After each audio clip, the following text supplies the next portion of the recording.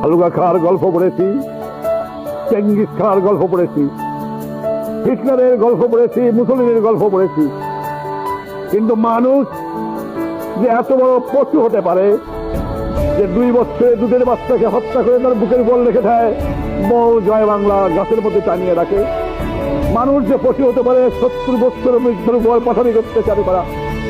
মানুষ কেমন করে এত পশু হতে পারে যে লক্ষ লক্ষ দুধের বাচ্চাকে ধরে গুলি করে হত্যা করা। কেমন নিরপরাধ অস্ত্রায় গ্রামে গ্রামে জ্বালিয়ে দিয়ে হত্যা করেছে আমার লক্ষ লক্ষ জনসাধারণ। সে রক্ত আমরা ভুলতে পারবো না, তাদের কথা আমাদের স্মরণ করতে হয়। রাজনীতিতে আওয়ামী লীগ বা আমি, আমার সহকর্মীরা ক্ষমতার জন্য রাজনীতি করি নাই, ক্ষমতার জন্য রাজনীতি করতে চাই না।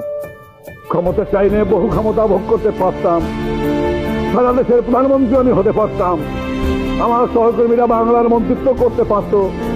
কিন্তু বাংলার মানুষের কাছে ওয়াদা করেছিলাম বাংলার মানুষকে মুক্ত করতে হবে, বাংলাদেশের মানুষ সুখী হবে, বাংলার সম্পদ বাঙালিরা ভোগ করবে। সেই জন্যই সংগ্রাম করেছিলাম। স্পিকার সাহেব,